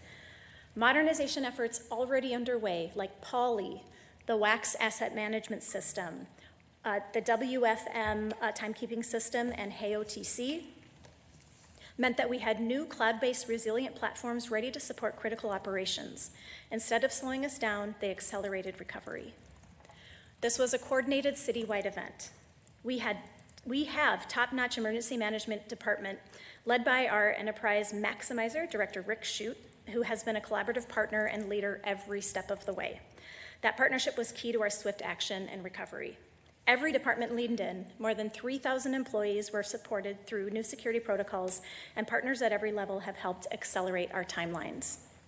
The result, we're not just recovering, we are coming back stronger. Our network is more secure, our defenses are hardened, and our modernization roadmap is moving faster because of what we've accomplished together. Let me be clear, while Wi-Fi is back, applications are up, network drives are available, that doesn't mean that everything is back to normal. We already had a backlog of critical projects prior to the incident, and our recovery does continue. We are still actively rebuilding, deliberately, carefully, and strategically to ensure long-term resilience.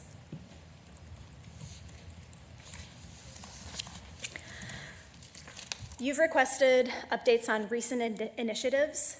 I'm going to focus on our modernization in flight. Our modernization efforts are strategically aligned. We are powering city services, safeguarding city data, and telling St. Paul's story in ways that strengthen trust and improve how the city delivers every day. I won't go through each of these, but I'll highlight just a couple. I'll start with the Infor Cloud. Because we had already moved many departments onto Infor's workforce management platform, payroll and timekeeping continued uninterrupted during the digital security incident. Departments on this platform didn't have to revert to manual paper-based processes. Now we are accelerating the move so that all departments are on secure cloud platforms for payroll, procurement, and vendor payments. And then the bottom item, Civic Newsroom. Modernization also means rethinking how we communicate. The Civic Newsroom is our effort to tell St. Paul's story every single day using the talents of our incredible and award-winning communications and digital media team, led by Chase Maxwell. It showcases the work of staff across departments and ensures residents see themselves reflected in the work their government is doing. Safeguarding city data, I'll focus on HeyOTC, our new service platform. It was just launched last week, I believe. These weeks still seem a little bit long here. HeyOTC is our secure front door for IT and communications services. At launch, we already have over 30 catalog items and 60 knowledge articles, and those are going to continue to grow as we work to get more help directly to our users. Additionally, a new implementation we're focusing on is the Esri GIS addressing platform. Modernized addressing data is foundational for the city, supporting public safety systems and the next generation of service delivery under Community First Public Safety. We are excited for our latest project to modernize addressing data across critical systems and departments. I also want to mention what isn't up here. I think I always talk about it as our top priority is honoring our people, because without our people, we can't support the city. A couple modernization efforts we have on that side include, number one, monitoring our systems and platforms so we can take advantage of automation, reduce some of the repetitive work that our teams are doing, and have them focus on higher level work. Revising our job classification system, which is over 2 decades old. Technology has changed a little bit in that time. And formalizing our career pathways for everybody so that whether you're new to OTC, you've been in OTC for decades, or you're a new city employee, or you're a city employee who's moved into OTC. We want to be able to support your career and professional development in technology. Now to the fun stuff. This budget year is about absorbing reductions and making one-time strategic security investments. The cuts are ongoing and build on reductions from prior years. They represent our commitment to being disciplined and responsible stewards of public funds, even as we lead recovery from a major digital security event. The reductions include 1 FTE, reducing support for stpaul.gov, and trimming some mobile costs. At the same time, we're making a targeted addition, the MoveWorks service automation platform, to better support our 3,000 employees who need technology support and guidance at hand. This year's budget also includes about $1 million of new security investments, which include recurring ongoing costs for endpoint detection and new one-time funding that will be used for continuing our security recovery, security tooling, staffing aug, and other ways that we are going to protect our city. Councilmember Johnson. Thank you. Could you maybe, could you kind of talk a little bit about how the funding sources for some of the central service fund and the general government fund pieces were identified as this is where we're going to use the funding for? Just noticing that most of the $1 million funding is actually coming from the Fund 211 government special projects, so ARPA funding, instead of like Fund 710 for innovative technology. I'm just kind of curious, like, what went into the thought process about deciding that was going to be the use for it? Absolutely. Thank you, Councilmember Johnson. And I will refer to our budget representative, or we can take that offline. I'm not aware of how that came to be. Yeah, Chair Kim and Councilmember Johnson, I'm not either. So I would say I wasn't in those conversations when they happened, so I would say we should follow up with that. Back. Yeah. Apologies that Madeline Mitchell is out sick today. Yeah, no worries. I think, and also as a caveat and an additional, I'd be curious to know on the side of Office of Financial Services as well, other efforts that we took to potentially find a more compatible funding source. I'm sincerely thinking that some of the cybersecurity pieces, the $700,000, for example, in this piece or in this capacity could be important. So definitely not coming from a place of, not understanding kind of fully what the magnitude of it is.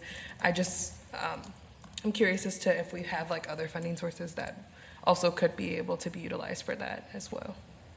Absolutely. We'll work with our partners in OFS to get you that information. Thank you. Thanks. Alrighty. So really briefly, we are very appreciative of the $1 million of additional funding. We really do believe it's going to help support our recovery, help secure the city of St. Paul. One of the difficult parts is that platforms today are not one-time funding, right? It takes recurring funding, and so we need to be very thoughtful to ensure that these one-time funds can lead to enhanced security for years to come.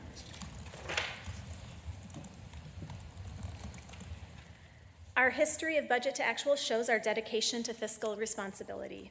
We're projecting a balanced budget based on assumptions we've received from the Budget Office regarding the use of salary savings to cover our needed staff augmentation and reimbursements for overtime for the security incident.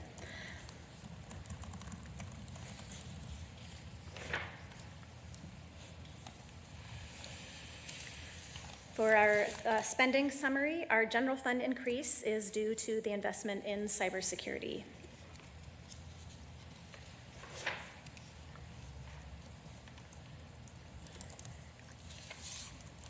Our historical spending, but I may just kind of gloss over this. I talked to Council President Kim about this, and the instructions we received might not have aligned with the intent here. So I'm just going to skip over that, but if you have questions, please let me know. I can just say one more thing about it, that, we sent over the form to all the department directors, and certainly with really good intent and assuming that we want to see these historical trends. But it's not the most dynamic way to present the information. So we're going to be going back and asking for a different way for this information to be presented to us, because for the most part, every presentation we've seen, the line is just very flat. But we know that's not necessarily true. It doesn't illustrate the amount of changing that is actually happening year over year. So it's just to note that is why it is not as dynamic of a visual as we had initially thought. So thank you for the flexibility and just for the context of the council members. We're going to be asking for this to be in a different form for all the presentations we get, just to have a better sense. But yeah, I think this is a great example of why this image is not the most dynamic one to use. So thank you. Oh yeah, Chair Yang. Thank you, Director Escalas. I appreciate your presentation in front of the council today. I just have a question about the history of the budget to actuals. So it looks like for this year, the department has used up exhausted the funding for this year already. And so do you have any thoughts on what the projection will be for how much is spent in the department by the end of the year? Yes. We are working on that right now. When it comes to the response to the cyber incident, we are still working on those numbers. We are, willing to talk to you all offline about that. But for right now, we don't have that information ready to go public. Okay, thank you. Yeah, I know we're getting bits and pieces of the proposed budget for next year, like through all these different presentations. And so if as you all are working on it, if you can explain, like, hey, here's what we're thinking the end of the year will look like for OTC, and where we may be spending dollars from other departments from, that would be really helpful. Yep.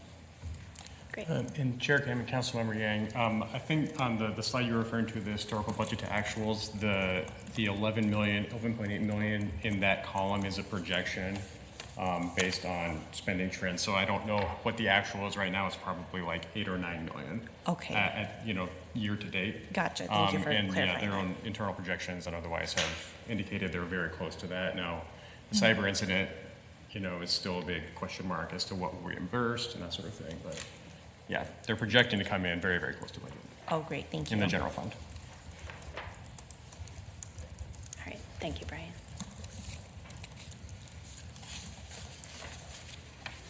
Here's our FTEs summary. This year we are being reduced, or going into 2026, we are being reduced by 1 FTE. That continues a mostly downward trend from our peak at 2020 of 76 FTEs.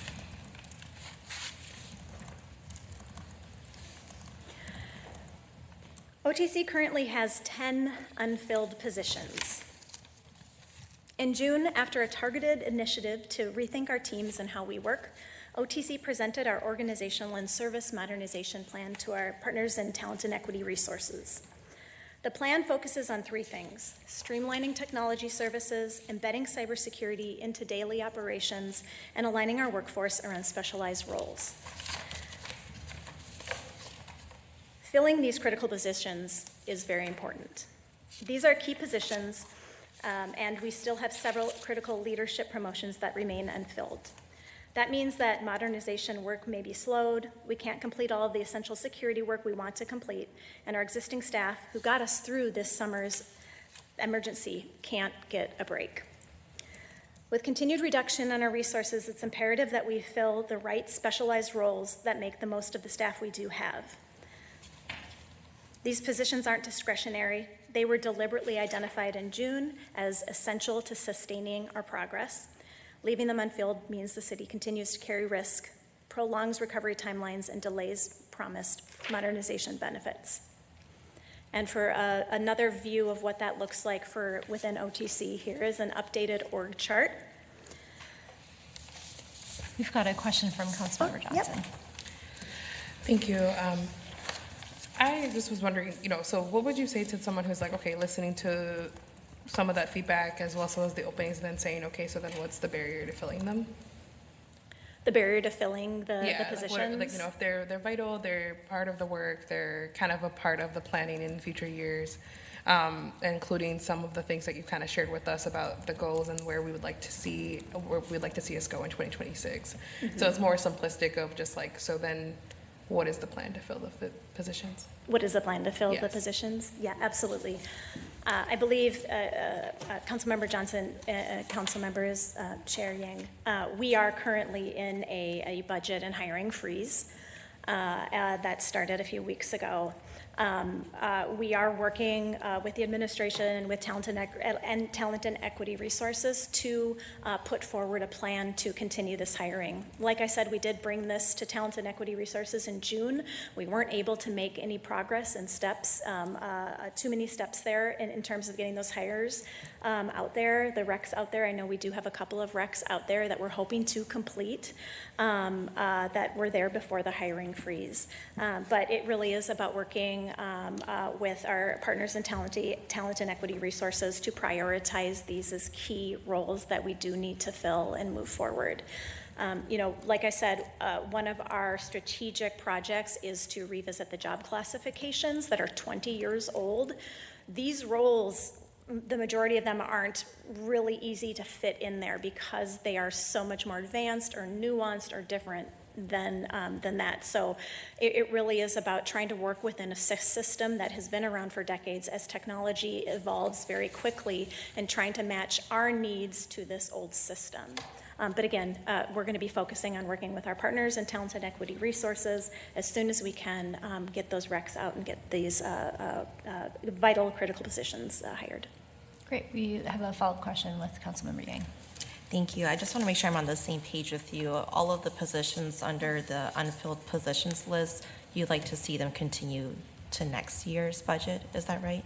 Yes. Okay. All right, and I see two positions that have been unfilled since the end of 2024. So can you just explain a bit about what you're hoping to see with those two positions, especially since they've been unfilled for almost a year now? Absolutely. So we undertook under the leadership of Mary Gleick Matthews a review of our org chart, of our work, of our strategy to figure out how can we do more with less, how can we continue to modernize and to provide the daily support every day. And so that work started at the end of 2024 and went through the first quarter or two of this year. So we held a couple of positions knowing that we wanted to make sure we were making the exact investment that we believe the city needs. And so that's why we do have a couple that have vacancy dates that are older. I am by no means an expert in how we hire and how we track these things. One thing I do know also, though, is that in order to promote people in the city, you have to have an open position. And so I don't know if one of those positions could have potentially been held for a promotion and then kind of moved forward. So it is complicated, and I probably should just not say anything else because I don't know all the details. But yes, they are very critical positions, and we wanted to make sure that we were making the right steps that we needed for the city instead of fast tracking and just throwing people into a team where we knew we were doing really strategic modernization efforts across our teams. Yeah. Please. Yeah. Okay, great. Thank you. This is just a general question, and it would probably be something more for OFS and HR, but I just want to make sure that that all of the unfilled positions that are being proposed to go into next year, that there is an adjustment to the dollar amount for it, because I'm sure that the hiring process is going to take a while, and so there's probably going to be a delay, and even when the hiring date is going to be. So are you all adjusting those numbers to make sure that they are accurately reflecting the amount that we plan to pay out for that position? Go ahead. Yeah, Chair Kim, Councilmember Yang, OTC currently has, I think, it's a $493,000 attrition adjustment in their personnel budget. So that number we haven't cross-check that number with the hiring plan that we see here, but it does allow for, roughly, almost $500,000 of attrition within their personnel budget over a year. So it hasn't been planned as specifically as you're describing right here, but there is not money for 71 FTEs for an entire year in their personnel budget. So it's kind of halfway of what you described. Okay. Yeah. Okay. I just want to reaffirm that I do feel it's really important for us to make sure that the proposed amounts, or at least for the council before we vote on our final budget, we really hone in on that and get the numbers to be accurate. Yeah. Yep. Yeah, I feel like there's, like, when I look at this sheet, I see like the vacancies, I think about the financial dollar amounts allocated for these budgets, and then I kind of have a similar question to Councilmember Ying about, like when I look at this slide and then assuming, just even if we're being fair, like if we said 80,000 per position and there's 10 of them, that's like 800,000. To me, that's your cyber investments if you needed it, if you needed to use those at this time, or there's like something that can go towards the overall initiatives around the hiring freeze or around being able to compensate for some of the pieces that we're trying to do right now actively at the city for the budget solve. So I guess I'm just wondering, like, how much of your budget that you have allocated right now for staffing positions or wages is not being utilized? Thank you, Council Member. I think I will defer to OFS, but essentially, in light of the security incident, we are utilizing every penny, I'm assuming, because any positions that are unfilled, that funding, I'm assuming, is going to be going toward filling the security incident. Yeah, Chair Kim, Councilmember Johnson. I don't have the numbers in front of me because they're dynamic and evolving, but I regularly check in with OTC staff on personnel, like current year personnel projections. And in those projections, they account for vacancies. Like, for example, this position has been vacant for 3 months. We project 2 additional months of vacancies before we hire. We will save X number of dollars from this particular projected vacancy. So we compare those numbers with the attrition budget that is already built in. So, don't quote me on this, but the last time I checked in on this, they were coming in pretty close. Like, the attrition budget was matching up pretty closely with their projected savings in fiscal year 2025. I haven't checked in on that in a few weeks, so I mean, like I said, those things change regularly. I, as a follow-up, I did a helpful note, and something that I'm really, really supportive of, the budget to actuals conversation with our city and how we do our budget process, and even just being able to track some of the numbers that people are asking for and has come up in this budget cycle. I really hope that we can overall, like as a city, continue to strive towards that, having an accurate understanding of the budget to actuals more than twice a year. And especially during the time when we should be talking about some of those pieces, not necessarily to the piece of the responding, but planning for, one thing that was very clear to me in several of your presentations, and just how passionate you are about planning for some of the cybersecurity issues that we are seeing, and planning ahead and years in advance, is planning for a catastrophe and for the times in which something happens that we don't account for.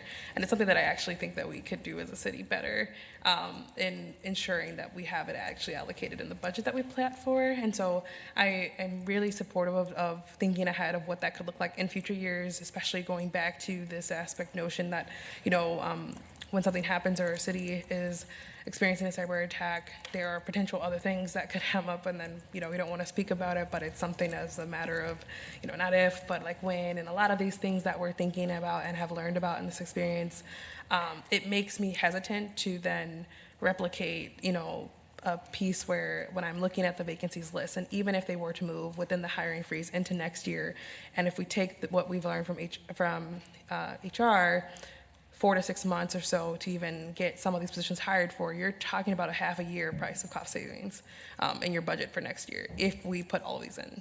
And so that is something that, like, from any department as well, like something that I've just raised as like initial feedback for us all. But when I look at that, and then I see some of the proposals for some of the things that are one-time funding that are more immediate, like things you could move on in the beginning of the year, I do wonder how important it might be, right, to fill that HR consultant role if you've operated without it for a year, and survived a cyber attack and been able to do so much with your team capacity. It gives me pause, I think, and I think a reason to dig further. But for the pieces for OFS, and I think some of the follow-up pieces, when we have not just your department, there's other vacancies in other places that are unfilled. If realistically the timeline for those filling of the positions, especially with the current state of where we're at with the hiring freeze, isn't until the middle of next year, I hope we are also taking that into account of our actual expenses as well. From a budgetary sense, it doesn't make sense to plan for that all year, knowing that half of the year you might be behind in 10 positions when we may have a need to invest in things like cybersecurity on day one.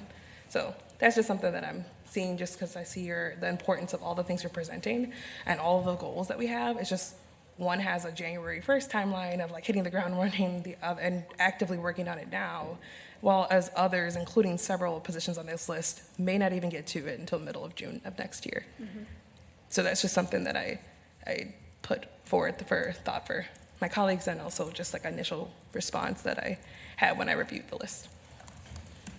Thank you, Councilmember Johnson. Council members, quick response to that. First, OTC every single year has to give back $400,000 of salary savings as attrition, right? So I can't hire all 10 positions next year because I have to give that money back to the city to shore up the budget deficits, right? That's an ongoing thing. Second, I think you mentioned, the $700,000 that we're getting could go towards staffing, but again, that's just one time, right? We need recurring staffing. Really quick, quick story to tell you about a couple of the positions here. So we have an identity and access management lead, a network administrator, and a server administrator. Oh, and a server storage and database lead. So 4 really, really key positions. A lot of the work across those 4 positions is being done by one person, a lot of it. Everybody has to, we're in public service, we know when someone leaves, we have to take that on. But a lot of that is one person. And in the first couple of days of the security incident, when we were working 17 to 20 hours a day, fighting for our city's data, our systems, one comment that came to me that I shared with my team in that room we were in way too long every day was, wow, now I know what it's like to be Brian every single day. Because Brian plays those 4 or 5 or 10 roles every single day in the city. And that is not sustainable. We are seeing impacts of these long hours, of these the responsibility and duty that these people feel. And so we can't keep working at that pace. We can't dishonor our people by not filling these critical roles that are going to keep us safe for years to come. And so I just wanted to share that because, yes, we are doing all of the work and more without these positions. But heck, if I could have saved 1 to 2 hours a day during those 17 hours by not having to schedule my own meetings, which I had to do, and as you know, if anyone who's scheduled meetings before, it is a lot of work to get people in a room, and I had to do it on the fly with, third-party law firms and incident response planners. So again, we are here because we love public service, we love this city, but we can do better and really, shore up our security and provide better modernization if we do fill these positions. Thank you. Just a really quick view I wanted to show you of what this looks like. And I wanted to just talk about the work that Mary Gleick Matthews led. We're moving to something called a demand develop service model, and that's what this org chart shows. So on the demand side, it's about engaging departments to understand business needs, gather requirements, and prioritize work that aligns with city goals. That's what you see with the executive team and the office of the CIO. We just have 1 FTE open right now. We're able to work on that pretty well once we're further on in our recovery. The develop is where our teams design, build, and test IT solutions, everything from software development to systems integration. That is the team under enterprise applications and digital experiences. And then finally, service. We ensure reliable day-to-day support, managing infrastructure, resolving security incidences, and keeping our systems running smoothly. And that's where we see the majority of our open FTEs. 4 FTEs under infrastructure and security, 4 under our service management. Those are the people that help the city run every single day, answer questions, provide guidance. So that's just a really brief picture to show where we are right now. And just to go back to our strategic priorities, in honoring our people, we are building up the teams that perform critical infrastructure and security work to deliver our services. to reduce that strain, we really want to see these vacancies filled, both on the infrastructure and security team and on the IT service management team. Reduced staffing, really reduces our capacity to meet our strategic goals. All right. Now we get into the revenues. Here is our revenue overview for the general fund. As the story has been over the past couple of years, our cable TV franchise fee is decreasing annually as residents move away from cable TV service.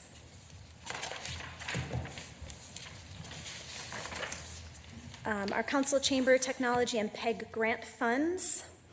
Again, those PEG franchise fees continue to decrease as the cable subscribership goes down. And then our final revenue overview is really about the phone and employee computers that are internal charges for OTC. And that covers our budget for this year and going into 2026. Any other questions or discussion? Perfect timing. Any additional questions from my colleagues?